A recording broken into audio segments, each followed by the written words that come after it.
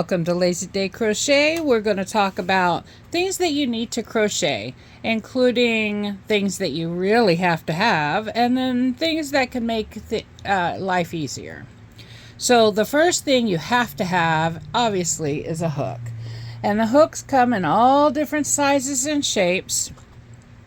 They can have like a hard plastic shell. They can be more of a rubber with a place for your fingers to go. And the heads can also be different sizes based on the yarn you're using.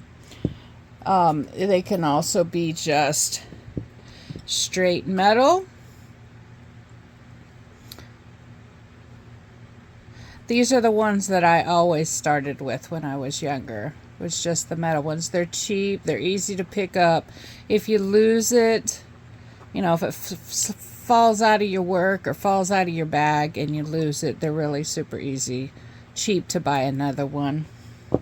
And then you can get into fun hooks like this. This can put a flashlight on the end. I use this when I am riding in a car. It helps to see what I'm stitching without distracting the driver. And then you can count stitches here, and you can count rows. Let's see if you can see that. And then the way it works is the one that I have, which they have all different kinds. It comes in this little container, has these little wrenches that you use to take the heads off. And then you can come over here and put whatever size of head on that you need for your project. And then if you just want no light, but this has a really nice grip on it, and it's a really nice handle for these, especially if you're working on a long project. Something with a comfort grip on it makes it so much easier. So of course this goes in here, and then the charger for the lights. You can charge the light, right? You plug it in here and plug it in the plug. But the ability to be able to count a stitch or count a row, especially when I'm in the car. So if I'm talking and I don't want to have to pay attention, then I just hit these while I'm working. So this is nice to have. They're a little bit more expensive, obviously, because it has the light attached. So you have to have a hook, right? You have to have a crochet hook. We were talking about with the stitch count and row counts here. I also have this simple one. So this is an easy row counter if you need to count a row. So you just set it down, crochet across, switch it to the next number, set it down, crochet across, and it's a great way to count rows, especially if you're doing like a really long project, or you're doing something like the filet crochet, where you have to keep your row counts. And then I have this fun little guy, and it just tallies a count, right? So I just hit the button as I go. Can you see that changing? So it can count as stitch, it can count as row. It's like you put it on your finger, you put it on your thumb, and then you crochet, right? You crochet, and when you get through a row, you just tap, and it counts the next row. Tap, it counts the next row. So that's a lot of fun. I mean, they have so many like different accessories. You really just have to learn where your finger has to go, where this has to go on your finger, where you can hit it easily but not hit it while you're working, right? Okay, so the counters they're really helpful. You don't have to have them. Another thing I would say that you really have to have are stitch markers. Stitch markers can come in all kinds of different styles. This is my favorite style because you can put it right in the stitch. You clip it so it doesn't come undone. It will stay there until you take it out, okay? And sometimes it gets to be a pain in the butt to clip them, unclip them, clip them, unclip them. Like, I can understand that, but it's so much better than them sliding out.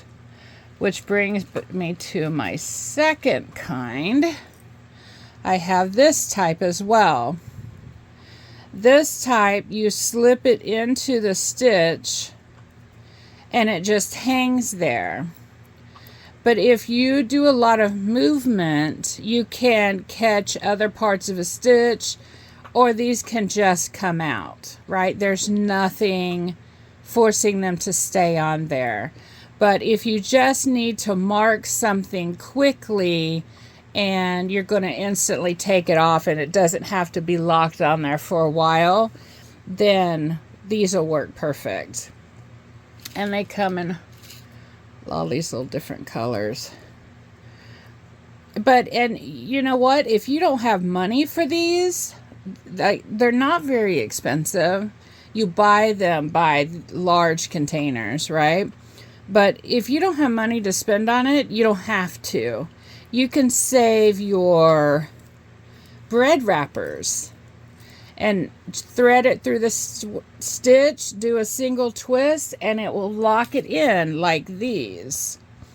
You can also cut off pieces of thread or of your yarn, cut it off, put it through the stitch, and this can just hang there as a stitch marker. It's really, I mean, all you have to do is put something in there that will hold that stitch for you. And the last really, really important thing you need, scissors. You have to, at some point, cut your yarn. You want to try to make sure that they are exclusive to your work. Just so I cut something sticky, see? And now, so when I use it, there's a chance that when I go to cut my yarn, something can stick on here and make it all weird. But I will clean them. I'll get some alcohol pads and clean them up. But you want to make sure they're sharp and accessible. The last thing you're really going to need are darning needles. Now, they come in plastic and they come in metal. The plastic ones are really cheap. The metal ones are cheap, but they're not as cheap as the plastic. The difference between these and a needle that you sew with is that this opening is super easy to get the yarn in, right? And then the point is not super sharp. It's not sharp. So it's pointed enough that you can go through the yarn, but it's dull enough that if you hit your finger, it's not going to poke you, right? And that's really, you don't need a needle to do this. You just need like one of these dull. And they have different sizes with different eye holes depending on the yarn that you're using. The plastic ones look exactly like this. They're exactly like it. I don't like the plastic ones because sometimes when you're weaving in and out of stitches, the plastic will bend and it will go a different direction than I want it to go.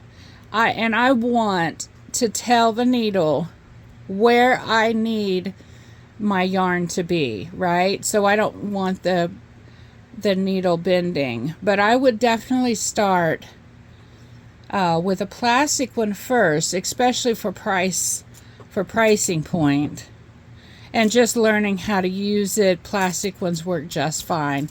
And then once you figure out, like, you know, how your style is, then I would go, you know, it gets a little something like this, just a couple of dollars, and then you don't have it where it's bending and all that. All right, so I hope this helps with understanding the accessories, the things that could help you, like these. And again, you could just use yarn, you could use bread wrappers, you can use